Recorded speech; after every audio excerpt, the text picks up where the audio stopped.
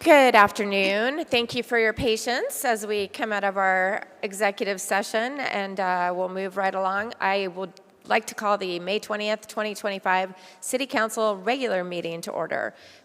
City Clerk Ben Lane, may I have a roll call? Thank you, Mayor. Mayor Lisa Borowski. Present. Vice Mayor Jan DeBascus. Here. Council members Barry Graham. Here. Adam Quasman. Here. Kathy Littlefield. Here. Marianne McCallan. Present. And Solange Whitehead. Here. City Manager Greg Hayton. Here. City Attorney Sherry Scott. Here. City Treasurer Sonia Andrews. Here. Acting City Auditor Leigh Clough. Here. And the clerk is present. Thank you, Mayor. Thank you, Mr. Lane. Tonight we have the Scottsdale Police Clint Mathis and Ray Wilburn, as well as firefighter Joe Andrea. If anyone requires their assistance, please notify a member of our staff. I'd like to ask Councilwoman Whitehead to lead us in the Pledge of Allegiance.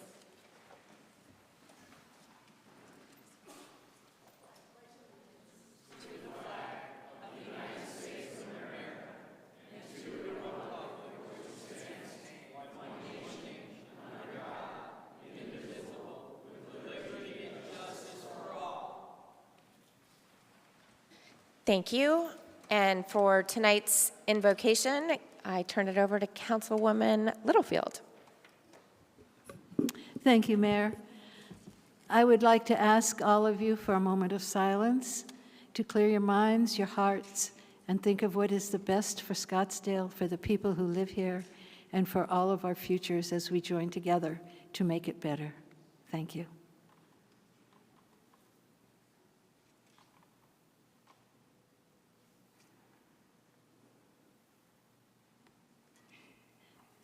Thank you, Mayor. Thank you, Councilwoman Littlefield. As in for the mayor's report, I want to talk about some outstanding young members of our community. I had the pleasure to address a group of fifth graders earlier, last week, I guess it was. Then I met with the Mayor's Youth Council, and they're here this evening. They're just a wonderful addition to our community. They have an actual mayor and full council in their group, and they all received their certificates and award of participation now that they're graduating seniors. So I know we'll hear from you in a little bit on another topic, one of their initiatives, so I'm excited about that. And congratulations to you all. Turning now to the first public comment announcement. This public comment period is reserved for Scottsdale citizens, business owners, and property owners to comment on non-agendized items that are within the council's jurisdiction. No official action can be taken on these items, and the speakers are limited to 3 minutes to address the council. If you wish to speak on a non-agendized item or an agendized topic, please see City Clerk Ben Lane. I have 10 speakers on non-agendized public comment, and I'm going to take those all right now, one at a time, of course. First, Dan Isaac, followed by Justine Kundert, Siddhanth Gupta, Angelo Giovanni.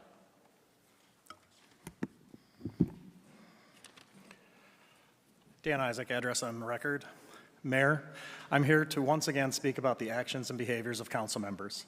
Anyone who watched the last regular meeting would know that much of it can be summarized as ambush and grandstanding.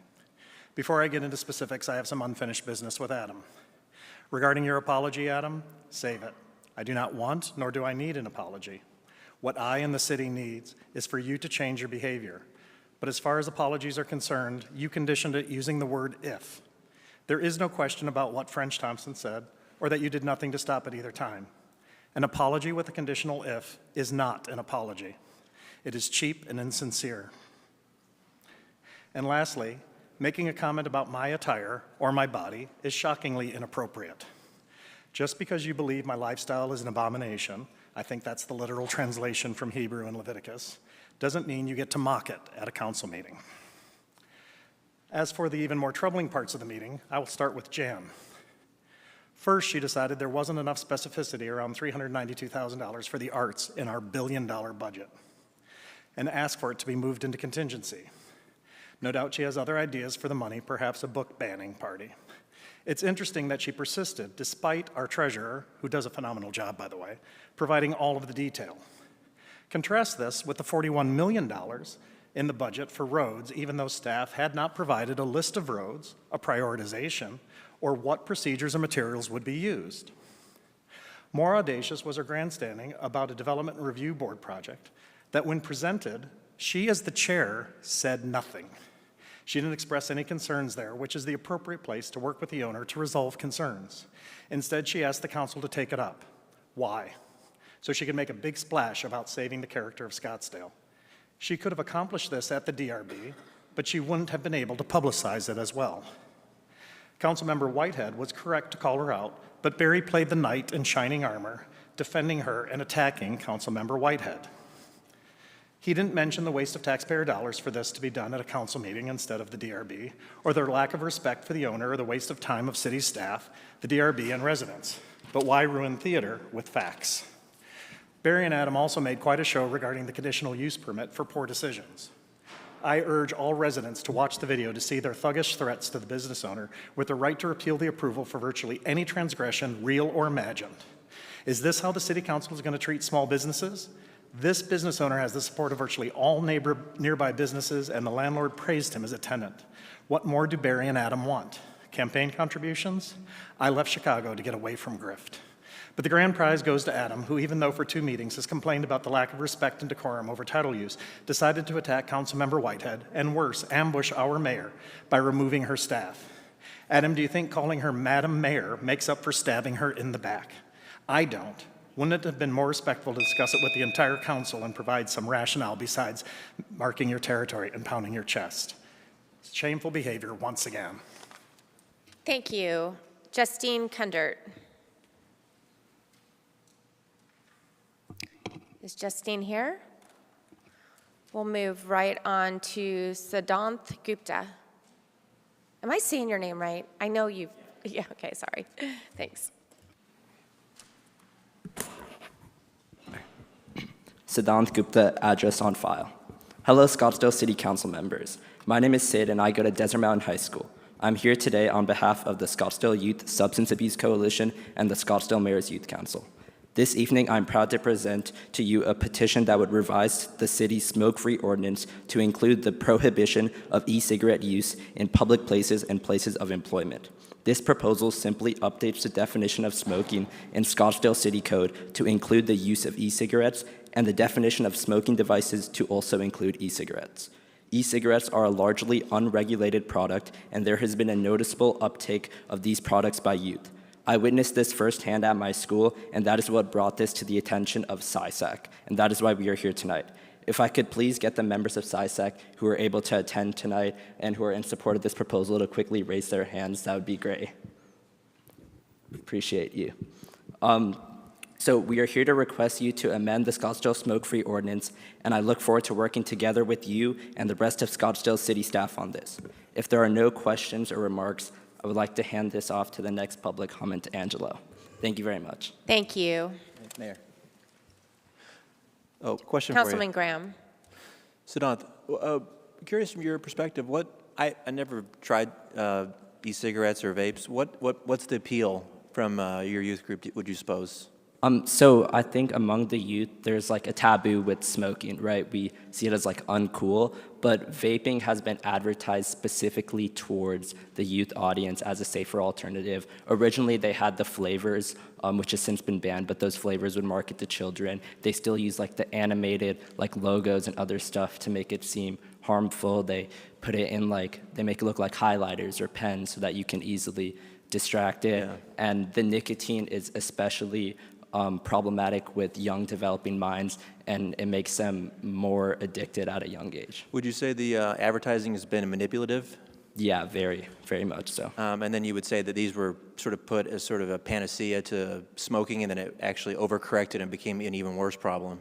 Yeah, because a lot of the e-cigarettes are unregulated, so we don't know what their exact contents are. So a lot of the times they're even more harmful than cigarettes or other smoking. You don't ever see people do it discreetly, like in the hallways at school, do you?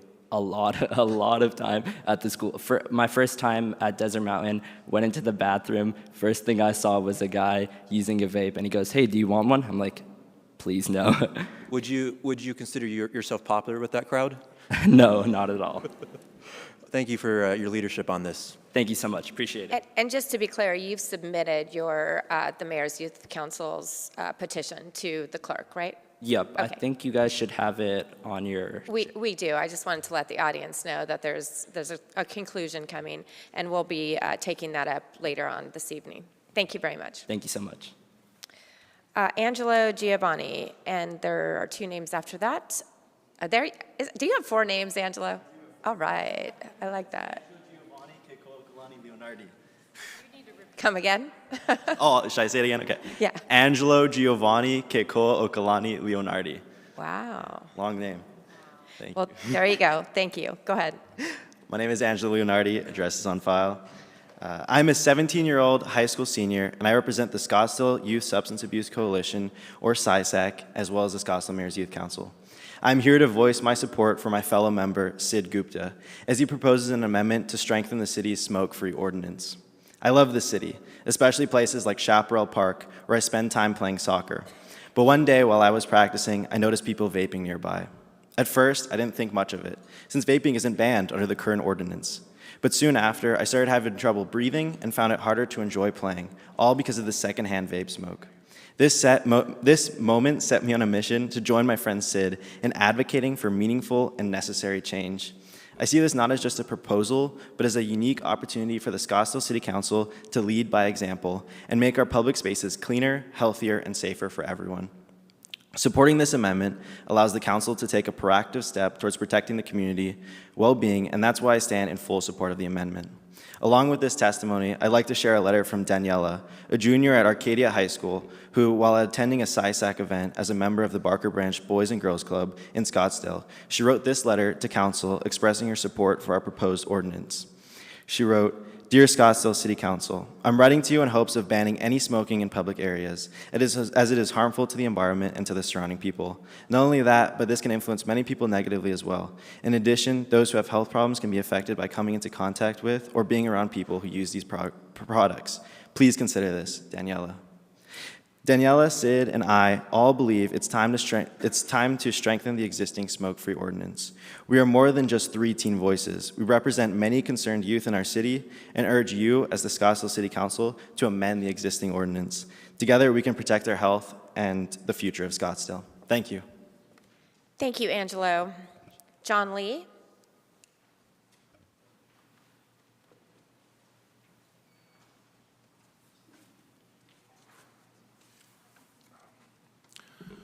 Hello, my name is John Lee. I'm a Scottsdale resident, and I serve as a volunteer leader of the American Cancer Society Cancer Action Network. And as you've already heard, e-cigarettes are a largely unregulated product in the United States, and almost all of them contain nicotine, an incredibly addictive substance. So we encourage you to act on this petition and add e-cigarettes to the Scottsdale smoke-free ordinance. And we offer ACSCAN staff's expertise on this, and we want to assist you in preparing this ordinance. Thank you very much. Thank you very much. Mr. Lee. Councilman Graham? As we keep talking about this, thank you for presenting. It sounds like you have some subject matter expertise in this. Not as much, sorry. I was just curious. It seemed like you did. I mean, how much more addictive would you say these e-cigarettes are than traditional cigarettes? Actually, I don't know. I'll have to look it up. Sorry. Thank you. Thank you very much. Thomas Crampton? Thomas here? Molly O'Malia? No? Michael Fernandez?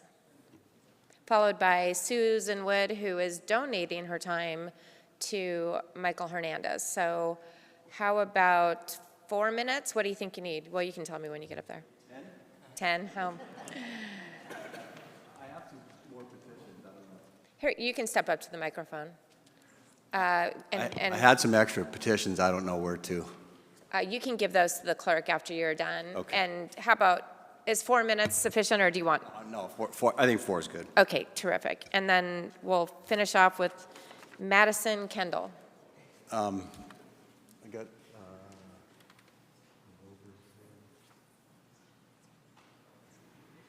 I haven't been here in a long time.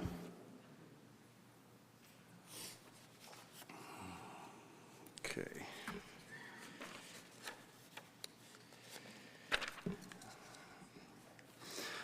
I'm Michael Fernandez, address on record. I own Pottery Paradise, a business that has been in Scottsdale since 1951. Having been extremely active in Scottsdale politics and elections for 3 decades, I took a short respite only to get re-engaged earlier this year when I heard the City Council was going to build a 3-story concrete parking garage that will ruin the appeal of historic Old Town, desecrate the old Adobe Mission, displace the farmers market, and decimate area businesses like the Mission Restaurant, Karsten's, Bootleggers, and many others. I'm here tonight to submit our petition to ask you to actually put citizens first and vote to agendize a future meeting so you can hear from residents about their concerns and for you to reconsider building the parking garage in the middle of historic Old Town. The Mission, along with Cavalier's Blacksmith Shop, anchors the historic district. This council is ignoring its own design guidelines in the city's historic overlay and expanding the garage directly across from the Mission and Blacksmith Shop. The city conducted no public outreach or notification about this plan in the last 5 years. Business owners and the Mission were blindsided by this decision to build this garage, and they are opposed to this plan. The Mission has a special place in the hearts of not only the Hispanic community, but those who now attend Our Lady of Perpetual Help Catholic Parish. The old Adobe Mission was built by hand by the Hispanic families who moved here in the early 1900s. They organized in 1911 to raise the funds to build this mission. The mission was completed in the fall of 1933. In 1949, it became Our Lady of Perpetual Help Catholic Parish, and it served the community until 1956, when the parish outgrew the building and OLPH moved into a larger church at Miller Road and 2nd Street. As a Catholic, I'm heartbroken to think City Council could be blindly falling in line with the unspoken war on Catholicism. It's surprising that Councilwoman Duboscus, and a Hispanic woman, condones such disrespect for the Hispanic families who built the mission. I can assure you that if the mission were a historic synagogue, Councilman Quasman would be taking a different stand. In a fundraising plea earlier this year, Councilman Graham, he claimed to be the real leader of a coalition of council members who are working hard to get the city back on track by undoing harmful decisions. Let me repeat myself, undoing harmful decisions. Councilman, you can start putting residents first by making the motion to agendize a council meeting for a full-blown public hearing to reconsider building the garage on this site. No one other than Bob Peachman, a gallery owner on Main Street on the other side of Scottsdale Road, wants the garage built in the heart of the Old Town, historic Old Town district. On a side note, I realize campaigns can be expensive unless you are self-funding your own campaign. You need donations from individuals such as Mr. Peachman to make it over the finish line. But to all of you, never let donations to your campaign blur your eyes to the will of the majority and lose common sense. The majority of Scottsdale residents don't want the garage at that location. As you can see in this stack of petitions signatures that we gathered over the past 2 months, the business owners in the neighborhood, as well as the farmers market, Old Town customers, and tourists adamantly oppose this site. The residents of Scottsdale expect more from their city government. We are asking you to schedule a public hearing so our concerns can be addressed. The way I see it, either you will vote to schedule a future council meeting to allow voices to be heard, or deny the petition. You'll be proving your claim to put residents first is just BS, and you will pay that the next election. Whether you're a big fish in a little pond or a little fish in a big pond, people want to believe their elected officials can be fair and open-minded, and most importantly, have their backs.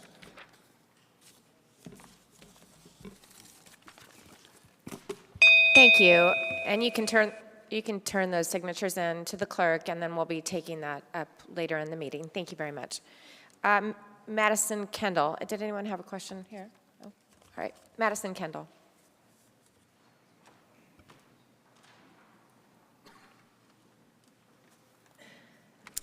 Hello, my name is Madison Kendall, address on file, and I am here representing the Mission Restaurant in opposition of the proposed parking structure on Brown Avenue. In the 17 years that the Mission has been operational, neither our guests nor our employees have struggled with parking. We have a 90,000 square foot parking structure located directly behind us, access to Civic Center parking garage, street parking, the existing multi-level parking structure located directly in front of us, and the Honor Health dirt lot, which I'm of the understanding is leased for at least another year for additional parking. As a Scottsdale native myself, I want nothing more than for the Old Town area to flourish and continue to celebrate Scottsdale's beautiful culture. However, that can't be at the detriment of small businesses who contribute directly to this culture. The lengthy, noisy, and cumbersome construction of this parking garage would cause street closures and severely compromise our business, all to solve a problem that we don't have. Unfortunately, we know firsthand how destructive this type of construction can be to our location, as the Mission is actually subleased from the original lessee, who sadly went out of business during the first iteration of this parking structure. In less than a week, we were able to collect over 1,500 signatures from Scottsdale residents and visitors who are just as passionate about preserving the charm and the heart that beats through the Old Town area. The Mission, along with several other local businesses and dozens of small business vendors that operate out of the Old Town Farmers Market, ask that the city please understand where we're coming from and consider rezoning this project to a more appropriate area that does, in fact, need the parking. Thank you. Thank you very much. That concludes the public comment on the non-agendized items, and I'm going to move item number 25 up. We still need to approve the minutes, but I'm going to go ahead and move the two citizens petitions up for consideration by the council.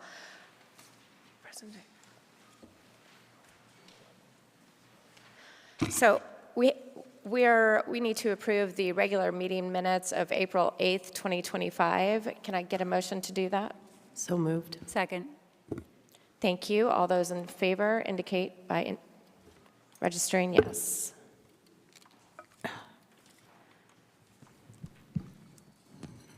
Councilman Quasman, can I get your vote on possibly approving the meeting minutes?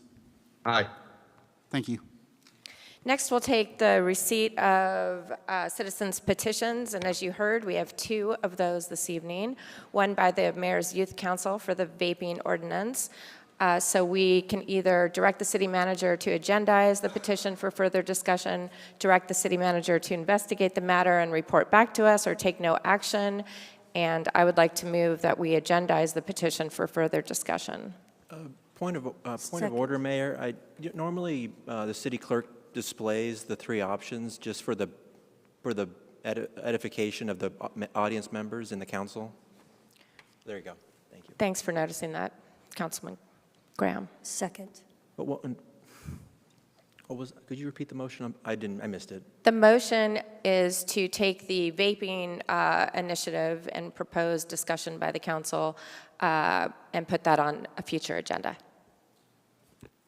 We have a second. All those in favor, please indicate. May I speak to my yeah, second? of course. Thank you, Mayor.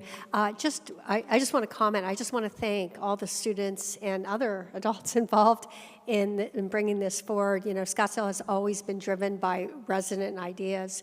And so, this is another one. But I do want to explain the process. When you're a city government, you're limited by state and federal laws. So be patient with us as we explore this, because we all obviously have to take steps that meet all these other additional government laws. But I am thrilled. I loved watching the debate when the Mayor's Youth Council was here. It's just been a wonderful experience. Thank you. Any other comments? Just a quick comment to follow up on Councilwoman Whitehead. I had the same concerns. I like the effort. Compliance with federal and state laws, and just making sure we do our due diligence, which will be the point of that meeting that we schedule. Yes, and to that point, we actually discussed this yesterday, and I've encouraged you to go to the state legislature with us next session. So I think that's on your radar. Nonetheless, we have a motion and a second, and if that's the answer, we'll get that back to you, and we'll discuss that at the agendized time if this passes. All those in favor, please indicate. Come on. It's not working. There you get it? is. All right. All right, that's, we need Councilman Quasman. He just said yeah. Oh, okay. That does pass, and so you'll get notice of when that's agendized. Thank you very much. Moving on to the Brown and Second Street garage petition. Anyone have any discussion on that? Councilman Graham. Oh, thank you, Mayor. I'd move to direct city manager to investigate the matter and prepare a written response to council. Thank you. Second. I have an alternate motion I'd like to propose that we agendize this matter, given all the public outcry that we've heard about this topic. I think that the citizens need an opportunity to be heard, and that has not happened. And so I would urge my colleagues to provide that opportunity through an agendized item on a future meeting. So alternate motion is to agendize for a future meeting.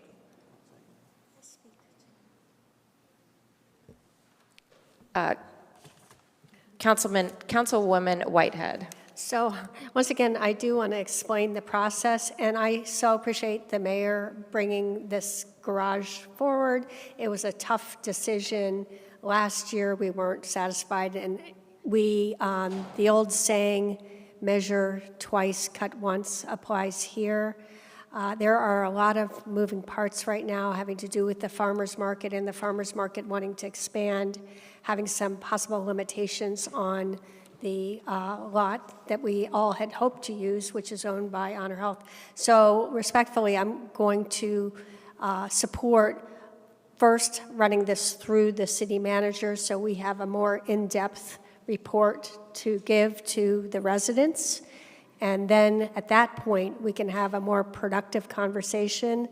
But and I want to thank the mayor and my colleague, Councilwoman McAllen, for preemptively meeting with the farmers market months ago to make sure that we do protect the farmers market and our historic downtown. And I also want to thank former Mayor David Ortega, who is an architect, and whatever result we have, we want to make sure, A, we have a farmer's market, B, we have a beautiful historic downtown, and C, we have sufficient parking. So with that, I'm going to respectfully support the Councilman Graham's motion, but stay tuned, and I don't think there has ever been a petition that has garnered more signatures, and I so respect that, so thank you. Councilwoman McAllen. Thank you, Mayor. I, too, would like to echo what Councilwoman Whitehead said. In the matter of all the moving parts, I know that I reached out to staff this week asking Judy Doyle and Rachel Smetana how the negotiations were working with the farmers market. And the farmers market does want to grow. I really urge you to understand they need more space.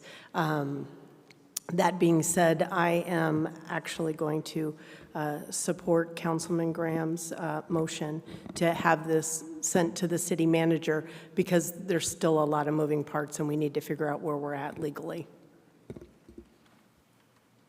Councilwoman Littlefield. Thank you, Mayor. I'd just like to ditto what the others have said here. Major decisions have not been made on this. We're in a discussion mode right now, and we're looking at all the possibilities, all the moving parts, all the swinging balls, and trying to figure out what we can do to make the very best solution come to be. And that includes the farmers market. Nobody up here that I know of wants to harm them in any way. In fact, we want them to be able to grow. So I will support the motion. I think we need to have a deeper look, a deeper dive into this, and see what we can come up with to make it a better solution for everyone. Thank you. Thank you, Councilwoman Littlefield. And Councilman Graham. Thank you, Mayor. I guess we're all giving brief remarks here, and so I appreciate my colleagues' deliberation. This is a very delicate topic. We want to make sure that all parties are respected, and we want to be sensitive to everyone's sensitivities. Council was told by voters in 2019, 70% of voters, that to build more parking structures in Old Town, and we looked exhaustively and we outreached constantly. And so it's, like some of my colleagues said, it's premature when we don't have all the information to disrupt or dislocate some of that process. We have a design outreach. Everyone is encouraged to attend the design outreach, which is, I believe, is Thursday at 5:30 p. 8:30. Thank you. I don't want to give any false information. 8:30. And I'll tell you that this is, in studying this, a lot of my colleagues mentioned it, respecting the farmers market, and they tell us, we talk to them, they want to grow. And the city's working closely with them to find a better space. If the design, which we're paying premium dollars for, doesn't respect, protect, and preserve Old Town's architectural standards, we won't support it. If the construction isn't mitigated, we're not digging, there's not going to be a bunch of dirt that we're hauling, and it's just a pop-up, tilt-up, couple stories. If the construction isn't mitigated, that's going to be a problem. So we've got to be very sensitive to those sensitivities, while remembering that we are a car-first city. We want to be able, we want to remain a car-first city. We don't want to have the incentive, the pressures of bringing mass transit. We want to make sure that when you get in your car and when tourists get in their car and they want to visit our brick and mortars and they want to visit the farmers market, they can get in their car freely and find a parking space. We want the success of all this. We just supercharged the Civic Center with a 3,000 seat amphitheater, and we're having events more and more. So we want to make sure that in a car-first city, people can find a place to park their car. So thank you, Mayor. Thank you. Vice Mayor DeBuscus. I had a conversation with a gentleman that owns the Mission this morning, and one of the things that he was very concerned about was the construction process. So City Manager Caton, I would just ask that in your memo, if you could outline the expectation for construction and any ways that the city can help mitigate and reduce that, so that, and plan it quickly and smartly. Maybe we do a bunch over the summer, so that we impact the businesses as little as possible. I'd appreciate if you could include an analysis on that. Thank you. Absolutely, thank you. Thank you. And I just want to explain a little bit further, because the petition actually is asking the City Council to reconsider its decision opposing my desire and request to take additional time to find an alternate location. So while there's been comments made that nothing's happening yet, this was an approved location, and the garage is approved, and the contract is moving forward. So this petition specifically asks for additional time for the city to work on finding an alternate location. This is not a final decision, and that's what I've asked to have agendized, that opportunity to put a pause on this and find a better location. And also, I think it's critical that we hear from the citizens on this, our residents. We need to hear from our residents on this, and we have not yet done that. So I have a motion on the table. Is there a second? Oh, Councilwoman McAllen. Thank you, Mayor. We have received hundreds of emails. Maybe we don't receive them all from the same people. This week, there was, I would say, more for the parking garage than against the parking garage. Yes. Okay. Just because you yell at me doesn't change the truth. So, that being said, If we can keep the comments down, we have a really long meeting. I know Yes. everyone's very passionate about this. What's important for you to know is last council is who decided that this would be the site. We agreed on building it. You all have input to see what it'll look like. That being said, I have a hard time reconciling that citizens would want another area in Old Town to have another parking garage when we're just looking to build on a site that already is a parking garage that will only enhance the look That's my 2 cents. Thank you. Do you have anything? Councilwoman Whitehead.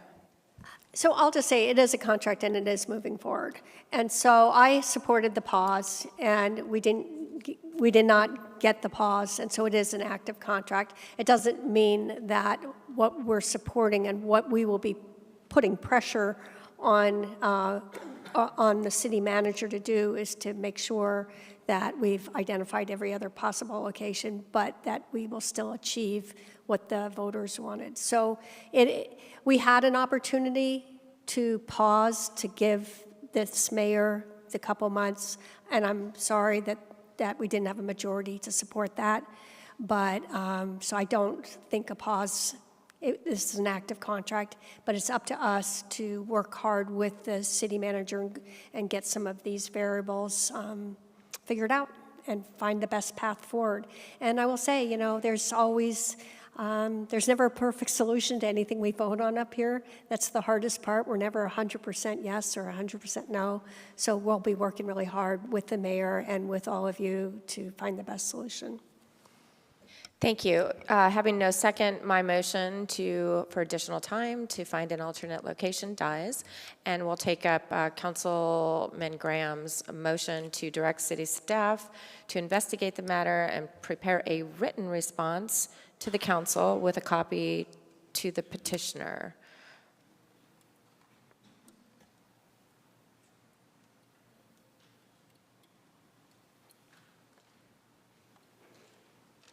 Councilman Quasman, can I get your vote on the motion to have the manager write a report on this matter? Aye. Thank you. Thank you very much. That concludes the non-agendized items, comments, and now the citizens' petitions. Tonight we have a presentation on the city's participation in the Arizona Public Service Peak Solutions Rebate Program, and presenting on this topic is Kevin Rose, Timothy Hewitt, and Matt Poole. Kevin?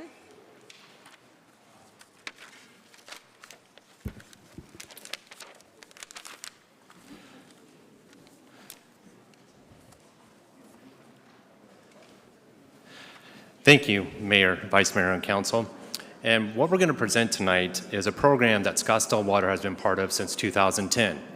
And this is part of our emergency preparedness that we work with APS, and it's a volunteer program where during the summertime on peak demand on the electrical grid system, we will actually reduce our electrical usage without any impact to our customers. Now, it is a voluntary program, and for the past 15 years we've been part of this, and every time we participate in their drills, or if this is actually instituted, participate in the emergency, we'll reduce our electrical usage for about 4 hours, typically during peak demand, 4 p.m. to 9 p.m.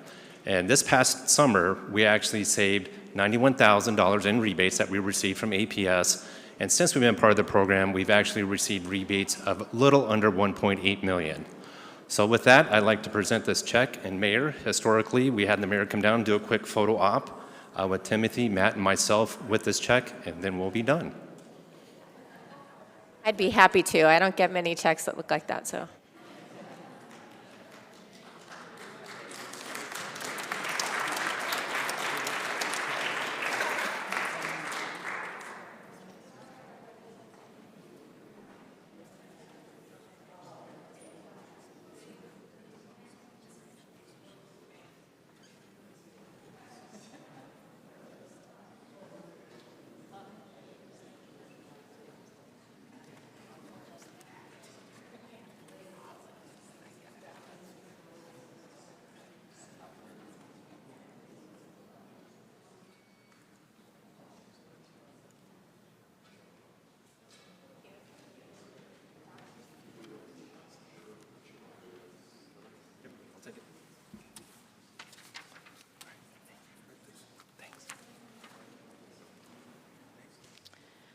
Okay, was that the conclusion of, is Timothy Hewitt going to speak?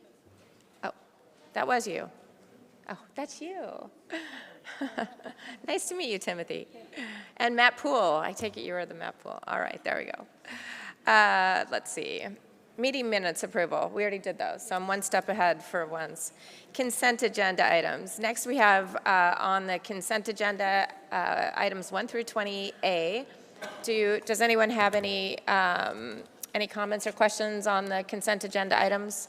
Councilwoman Whitehead. I motion to approve consent agenda items 1 through 28. Second? All those in favor, please indicate. Moving right along. Councilman Quasman, can I get your vote on the consent agenda? Aye. Thank you.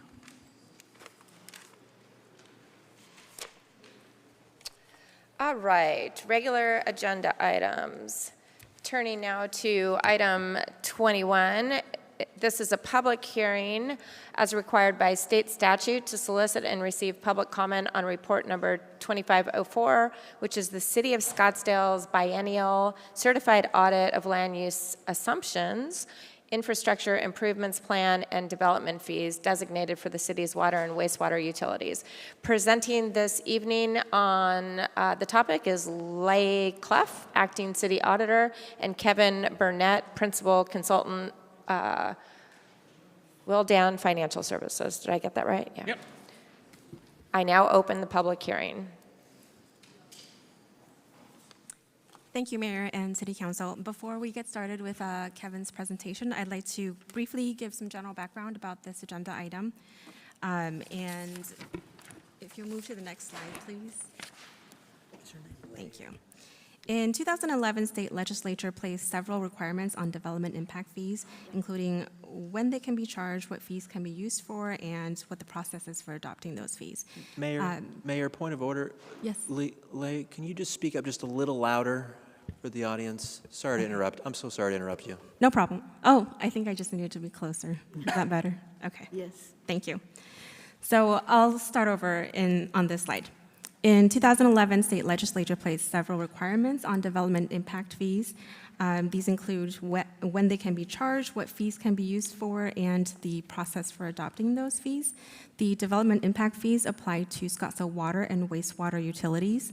The state law also requires the city to either appoint an infrastructure improvement advisory committee or provide for a certified audit of its land use assumptions, infrastructure improvement plan, and development fees every 2 years or biannually. Scottsdale Water, like many other Valley cities, opted for the biennial certified audit. Next slide, please.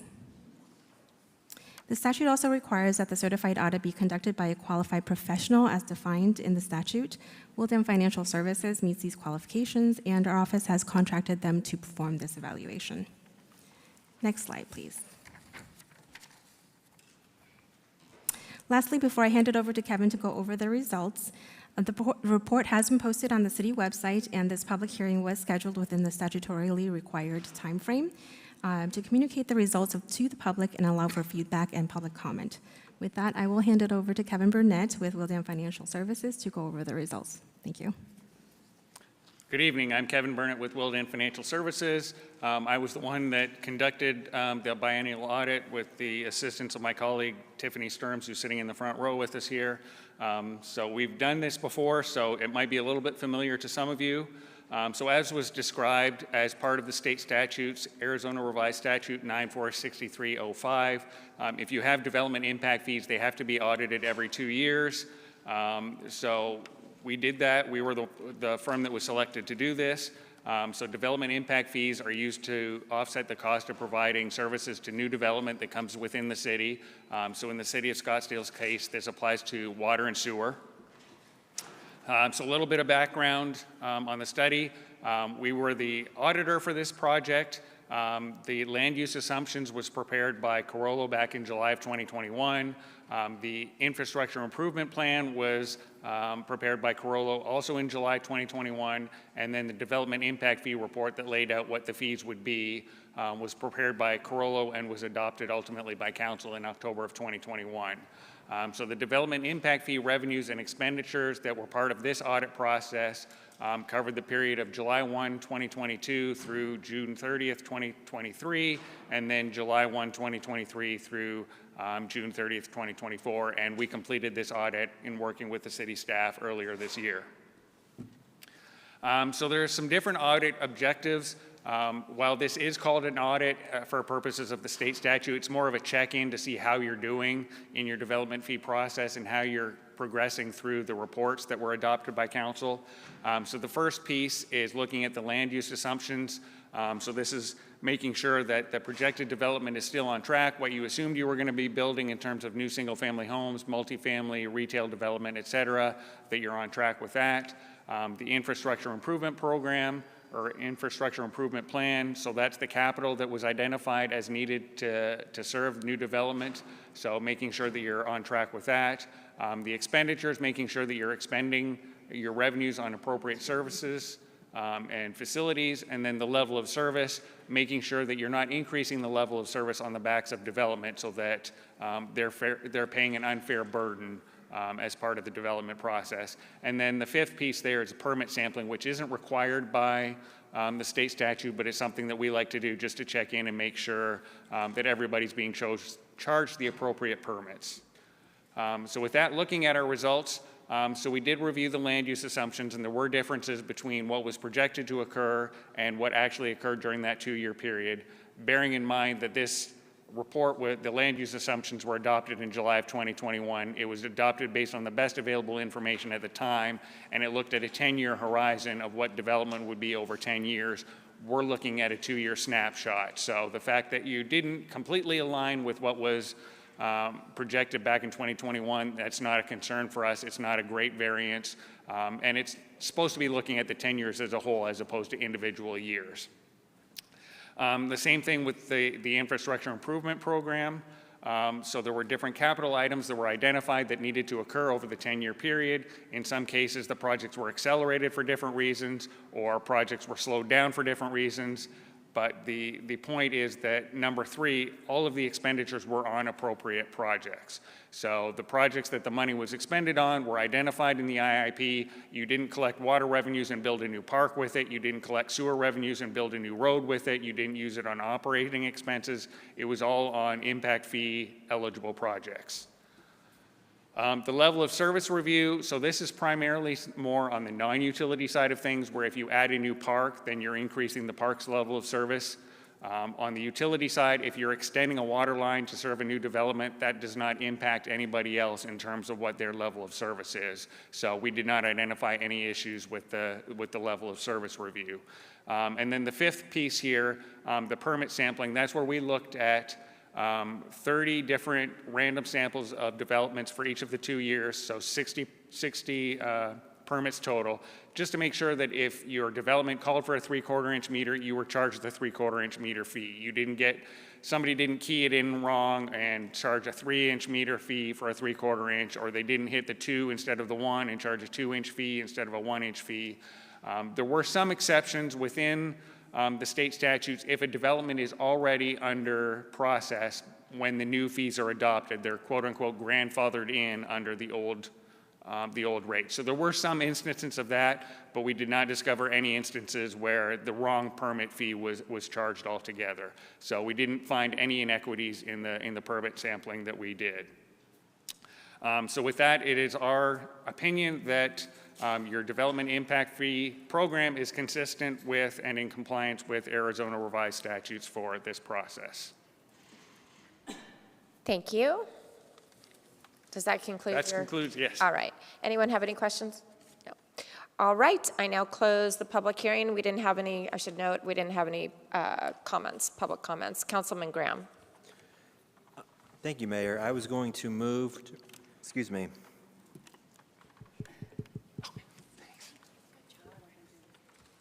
Councilman Graham, there's nothing to move on this item. Thank you for guiding me, Mr. Clerk. Thank you, Mayor. Thank you. Moving on to item 22. This is a public hearing to accept citizen comments regarding proposed changes to water and wastewater development fees.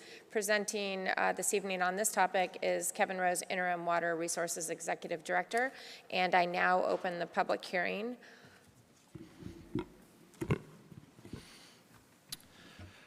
Thank you, Mayor, Vice Mayor, and Council. Tonight, I'll be presenting, just for a public hearing, not looking for council action, development fees for water and wastewater. So some of this is going to be redundant and you've seen before, but it's part of the public hearing, that development fees are one-time fees charged to offset costs associated with providing necessary public services to all the new developments. Must be a result for a beneficial use to the development, and historically, Scottsdale has adopted only water and wastewater development fees. It follows our general plan, the element of cost development, where as permitted by state law, requires the new development going in to pay for its fair share. We do follow Arizona Revised State Statute 9-463-05, where recently on April 8th, our land use assumption and infrastructure improvement plan was adopted by this council.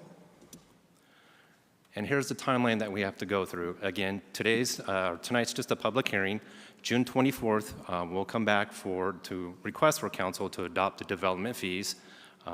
Then on September 15th, the new development fees will become effective.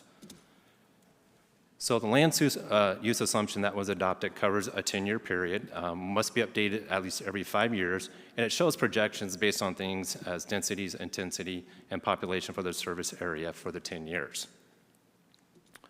Also, the infrastructure improvement plan that was adopted by council on April 8th defines existing and future level of service. So we're required to define the equivalent demand unit of one detached single-family dwelling unit and estimate the cost for future and system expansion based on the land use assumptions. And essentially, the IIP and the LUA are on the same timeline.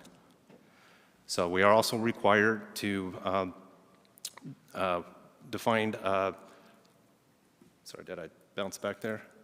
State law requires an EDU to be defined. Water EDU is equal to one detached single-family dwelling unit, and also same for the wastewater side, where the EDU is equal to one detached single-family dwelling unit also. So we're also required our level of service. Now this is a little bit different. The water level of service is defined as a system's ability to meet the peak demand per the EDU. Wastewater level of service is defined as a system's ability to meet the average annual demand per the EDU.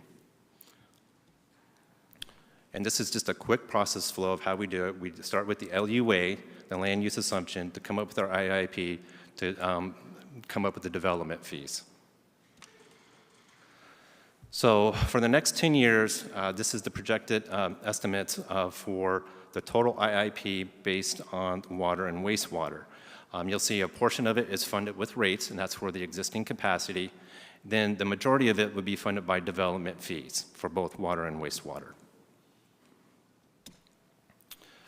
So we're proposing for the water development fee per EDU to be a little under $9,000, and the wastewater development fee per EDU to be a little over $6,000, for a total of $14,864.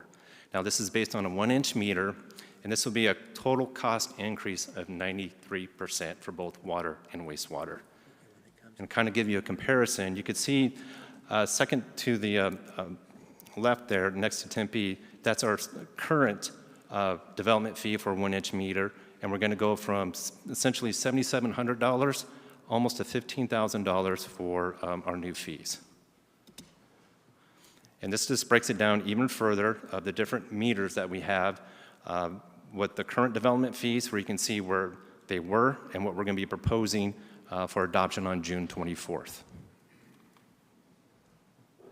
So tonight, no action is required. It's a public hearing, and we'll be coming back for development fee adoption scheduled for June 24th at a regular council meeting.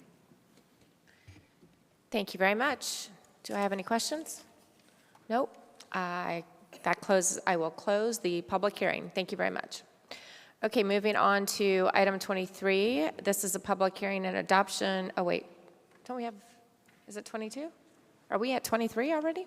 Wow. Cruising right along. Item 23 is a public hearing on the adoption of fiscal year 2025-26 rates and fees requests. Presenting this evening on this topic is Scott Selden, Budget Department Director. I now open this public hearing. Thank you. Good evening, Madam Mayor, members of the council. For the record, Scott Selden, Budget Director. Before we get started talking about the proposed rate and fee changes, I believe we have city staff here in the audience that could answer any potential specific questions you might have about any of these proposed rate and fee increases. This is a timeline for the proposed rate and fee changes. On March 4th, we presented the proposed rate and fee changes in detail. We were then subject to a 60-day posting compliance period, and we are tonight at the public hearing and potential adoption of the proposed rate and fee changes.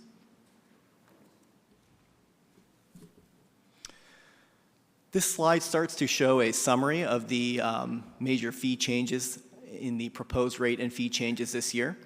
Starting first with water and water reclamation, there's an overall water fee increase of 4.5%, and you'll see the revenue impact in yellow following the percentage change. We have a proposed sewer fee increase of 6%, and then some miscellaneous service charges, some adjustments to those that'll generate another $100,000 roughly in additional revenue. Moving on to solid waste, there is a proposed residential rate increase of 5%. And on the commercial rate side, there are various rate changes that are proposed that will generate approximately $200,000 in additional revenue. This chart was shown at the March 4th presentation, and it shows how our proposed rate and fee changes for water and sewer have us stacking up against our peer cities. You'll see that right now our adopted rates have us second lowest amongst our peer cities, and that's for some assumed uses that are listed there at the top of the graph for a 1-inch meter with water use of 16,000 gallons and sewer use of 11,000 gallons. My understanding is that this approximates the use of a typical customer. Our proposed rate increases would result in a $5.91 increase for a customer that meets these assumptions. Of course, the actual increase that will be seen by an individual customer depends on their usage. And one more thing I would add is that this chart has not yet been updated for other cities that might be adjusting their rates and fees. We anticipate that once all of the rates and fees are adjusted by our peer cities, that we will return to being second lowest on this chart. Human Services is proposing a new senior excursion fee of about $20, which will generate about $9,000 in additional revenue. And they're also proposing to eliminate the drop-in fee for table tennis. I think they charge a $2 drop-in fee for table tennis at the senior centers. Planning and Development has an average 5.2% increase in rates and fees. Parks and Recreation is proposing to increase rental fees for the entire complex for 3 complexes, Scottsdale Sports Complex, Bell 94, and the Riata Sports Complexes. There's a proposed fee increase to formalize the first base pilot fee at Scottsdale Stadium, which generates an estimated $17,000 in revenue annually. And for fire department, there's a proposal to increase the after-hours inspection fees, the special event plan rush rate, and compliance engine fees. This slide, there's a lot of text on this slide. It's just meant to provide language of what we are requesting that the council entertain tonight. And this takes me to my last slide. We did include the slides from the March 4th meeting in case there are specific questions about any particular rate or fee increases, just as a resource. I'm not going to go through them unless there are specific questions. And with that, I'd be happy to entertain any questions. Thank you, Scott. Councilwoman Whitehead. Yeah, thank you so much, Mayor Scott. Yeah, I'm glad they got rid of the $2 table tennis fee. And the other fees are just deal with the reality of what a city has to pay. We have to pass on. So thank you. Councilwoman McKellen. Thank you, Mayor. I just wanted to say thank you to Scott and to all of your staff for being so responsive when I asked questions about the rates, and for redirecting me, Sonia, to make sure I understood the process. I know how much and how busy this time of year is, but making this special opportunity to explain to me the process, I greatly appreciate, and just wanted to say thank you. Thank you. Happy to do so. Thank you. I don't see any other questions, and there are no public speakers on this matter. So at this time, I will entertain a motion. I'll make the motion to adopt Resolution 13395. Do we need to do them one by one, Sherry, or can we do them all in one fell swoop? Mayor and Councilwoman DeBascus, you could do them all in one fell swoop unless somebody... Would you like me to name the resolutions and ordinances, or do you just want to say item number 23 on the agenda? Gee, I hate to have you name all those numbers, but it would be better for the record if you Okay. did. Will do. I make a motion to adopt resolution number 13395, ordinance number 4665, ordinance number 4666, resolution number 13391, resolution number 13387, resolution number 13409, resolution number 13408, resolution number 13388, resolution number 13404, and resolution number 13406. Second. Thank you. Did you want to speak to your second? All right. All those in favor of the motion to approve, please indicate your vote. Councilman Quasman, can I get your vote on the rates and fees item? Aye. Thank you. Thank you. That concludes item number 23. Moving on to, let's get this cleared. Item 24, this is a public hearing on the adoption of proposed fiscal year 2020-25-26 tentative budget and 5-year capital improvement plan. Presenting this evening is Sonia Andrews, our city treasurer, and I see Scott's up there. Are you going to? Thank you, Mayor. Actually, I'm going to have Scott present Okay. it. Thank you. Terrific. Thank you very much. Please proceed. Thank you, Madam Mayor, members of the council. Again, for the record, Scott Saline, Budget Director. Very happy to be here this evening to discuss with you the tentative budget, FY 25-26, and 5-year capital improvement plan. Before I start, I neglected to do this last time. I'd just like to thank the budget staff that worked very hard on this budget and all city employees that had a hand in the development of this budget, including the Budget Review Commission, who offered us some valuable feedback. This is where we stand in the adoption timeline. We're at the May 20th tentative budget adoption. After tonight, the next step would be on June 10th, the final budget adoption. This slide just provides a reminder that the tentative budget provides the maximum level of expenditures, that after the tentative budget is adopted, any changes to the budget cannot increase the total overall expenditures per statute. This slide shows the changes from the proposed budget to the tentative budget, and they're split up into operating, capital, and contingency and reserves. I'll go over the individual changes in a little bit more detail in the upcoming slides. Just call your attention to the net change line that shows that there is a $4.2 million decrease in the tentative budget compared to the proposed budget.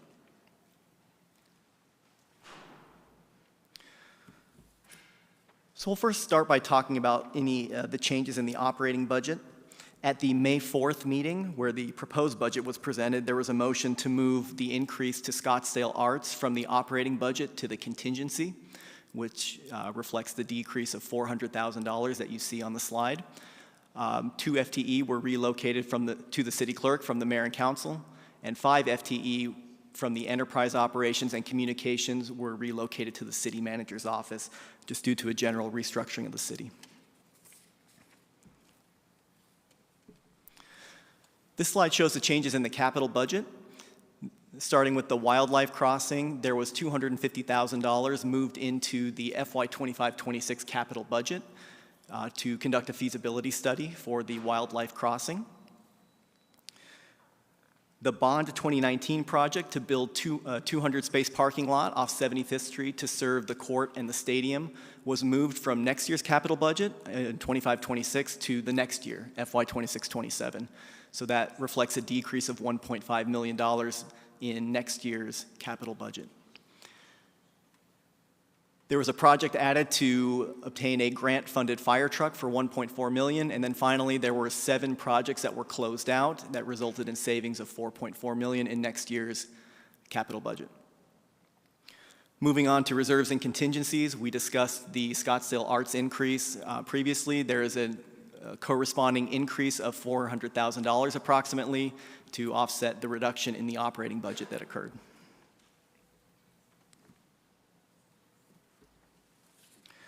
We wanted to give you a brief summary of what the changes were in the 5-year CIP as well. The proposed 5-year CIP was $2,237 million. And we have the changes to the 5-year CIP listed just below. The first bullet, which is the Bond 2019 project to build a new swimming pool and replace buildings at the Cactus Park. The funding for that project was moved outside of the 5-year CIP. That was a recommendation that was entertained by the Budget Review Commission and discussed with the BRC.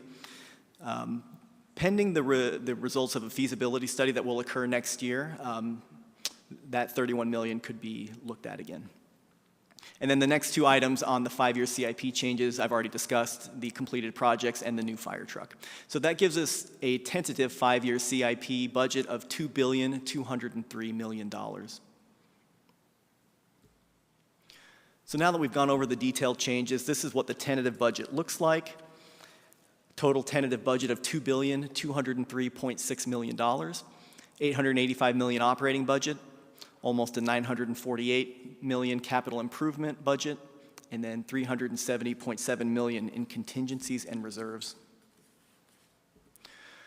We showed this table at the May 4th meeting. We've updated it to show the tentative budget and how it compares to the adopted budgets from the last 2 years. I just call your attention to the bottom line. The total budget line shows $2,204 million, which is a $91 million decrease compared to last year's adopted budget, and the percentage change is now 4%. Previously, for the proposed budget, it was a 3.6% reduction. I believe this is my last slide. Just shows the requested council motion in order to adopt the tentative budget. And I think with that, I'd be happy to take any questions.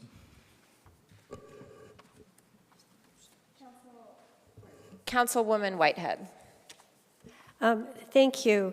Well, there's a lot about this budget that follows basically last council priorities and the council before that. So I think city priorities have stayed pretty much the same. I'm glad that the police pay remains a priority for all the members. We started adjusting police pay back in 2021, and now we're continuing to do that. I also want to point out that last year, police are only one part of the city government. We, for the first time in 18 years, adjusted pay and did a comp study for all employees, and that included raising pay for fire. We're continuing to spruce up Old Town using tourism dollars. I do have some questions about the priorities for transportation. It looks like Thompson Peak, that bridge expansion, I'm not sure if this is for you, City Manager Caton, is going to be delayed, and what is the reason for that delay? Madam Mayor and Councilwoman Whitehead, I can start off and certainly look to my colleagues to support any comments, but we had received comments from community members about moving that item. It was initially projected for construction to begin in 25-26. Due to consultants and design work being completed and still being worked on, we anticipate that being completed in the summer of 2026. We had initially anticipated construction of the project in 2027, 2028. We believe, given the timeline of completion of the design in the summer of 2026, we could initiate construction of the project, move it up 1 year from what you had seen in the previously proposed to construction beginning 2026, 2027, therefore beginning in the fall of 2026. So the funding wasn't the issue was design challenges. Is that? Madam Mayor and Councilwoman Whitehead, it is a matter of timing of the finishing up the design and moving into construction. and had moved it out probably further than we needed to. And then based upon feedback from community members and relooking at it, we believe we can keep it on track with design being completed in 2026 as indicated, and then finish in the summer, and then start construction shortly thereafter. So it was a timing issue due to design, not of any funding related matter. Okay, so the other item, which you explained at the last meeting, and for the public paying attention now, we go through this quite a few times, is sweeping the dollars intended for Thomas Road, which I think you called a failed road. I'm going to forever be uncomfortable with that decision. I just want to point out to the public that failed roads aren't free. Failed roads, you still have to fix potholes so they don't get so bad and so dangerous. But I understand that's the priority here. Can you give me and give the public an update on how we're going to find funding to, sooner rather than later, make a road that is used by thousands of people every day, bring it up to our standards? Madam Mayor and Councilwoman Whitehead, everything you said of my statements is accurate. I believe for the public, maybe I'll put a little definition into the terminology of failed. When I've used that terminology, it's of the structural base. It's the foundation of the pavement has failed. And the argument that I propose that has yet to be challenged, quite frankly, by consultants is that it has failed today as far as the degradation of the structure of that road, and will be failed a year from now. So nothing changes, quite frankly, other than inflationary pressures where it would go up. I would say we've seen, as it relates to road improvements, not significantly increased over the coming years. However, reallocating those dollars, it was initially estimated to be $19 million for this roadway because of cash flow for next year. It was actually $15 million that we were able to reallocate, so not all of the funds because of the construction was going to take several years. So the argument was to reallocate the $15 million to put it towards pavement preservation, because if we don't, in a year's time frame, we will have a number of roads that could currently receive what I would refer to as somewhat of a less aggressive treatment, and in a year, they'll be failed. So said another way, if we're able to spend this $15 million on pavement preservation, it could save us $30, $40, $50 million in future treatments to roadways that have been failed. So that was the argument. The consultants agreed with that and had said, furthermore, the lighter treatments, they call that a global treatment, for most communities is in the sense of roads that have in the low 70s. Our pavement condition index, our PCI, is so low that we're treating roads in the low 60s with this lighter treatment, just trying to catch up. So long story short to all of that, the reallocation of the $15 million to get us 42.9 will go a long ways in catching up on the pavement condition index throughout the city. Furthermore, we've just completed a draft report, and we'll be finalizing that report for City Council's review and direction and approval as we develop a 5-year plan moving forward. I will tell you early estimates are higher than $200 million in this area of where we need to catch up, and that did not include a number of associated costs such as mobilization, such as ADA improvements as you do. That was just purely the roadways.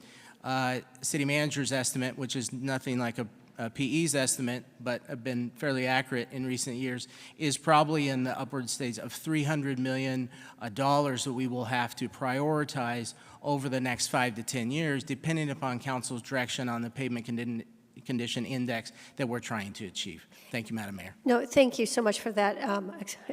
A good explanation, good long explanation. I agree, I support it. I mean, getting old isn't for the faint of heart, whether it's a person, a car, or a city. It takes more money to stay functional, and that's what the city of Scottsdale is facing. I mean, yes, the road condition, the point is it'll be a failed road next year as well as this year. I just want to point out that having it in such bad condition is makes it less safe for our residents, but I am looking forward to getting the details. We definitely, in the past, there was a bond for paving, and I think at that point, we had a staff member who prioritized prettier versus longer-term solutions. So as I threatened last meeting, we're all going to know a whole lot more about paving by the end of this. And I've already delved in, and it's somewhat interesting, okay? So, yeah, thank you for that explanation, and I'll support that. Thank you. Thank you. And I overlooked the public, switching gears to the public comment, so I'd like to do that now, Scott, if we can turn over the mic to Harold Back, and then Robert Halligan, Dan Serbelik, and finally Raul Zubia.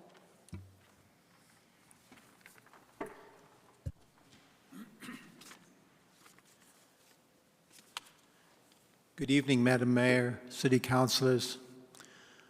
At the risk of speaking prematurely, on behalf of the 68th Street Sidewalk Association, we'd like to thank you all for your support and your commitment and the time that you all spent with us over the last several weeks as we dealt with threading the needle on the 68th Street Sidewalk project. We're most grateful for the accessibility and access to all of you and for your willingness to talk with us, and are grateful to the staff of the city for ensuring that it's in the budget and that it will get done and will get funded. So thank you very much. Build a sidewalk, save a life. Thank you. Thank you. Robert Halligan.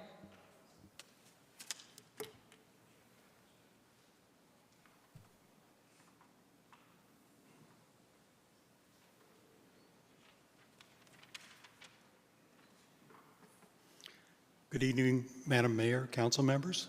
My name is Robert Halligan. I'm a member of the Preserve Commission, and I'm also here to say thank you tonight. And that's for supporting the feasibility study for the Rio Verde Wildlife Crossing at the last regular meeting and in a few minutes here tonight. Just to recap, the idea of a study was developed in the BRC. It was fleshed out by the Preserve Commission, and we unanimously forwarded that to you for your consideration and approval. The long-standing requirement itself in the Preserve Plan for a crossing was also re-endorsed this month in a citizen's petition signed by over 2,800 Scottsdale residents. And as was pointed out at the last council meeting, when the elements necessary for an important decision like this are outside our own personal knowledge or expertise, the right thing to do is consult with the experts.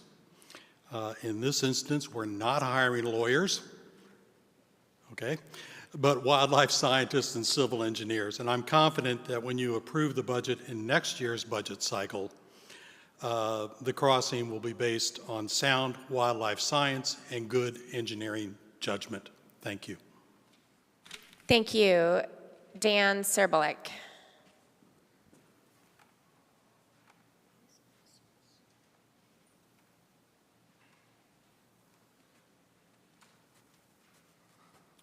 Good evening, Honorable Mayor Borowski and members of the City Council. My name is Dan Serbelik, address on file. I'm a sergeant with the Scottsdale Police Department. I'm speaking tonight as the president of the Police Officers of Scottsdale Association, or POSA.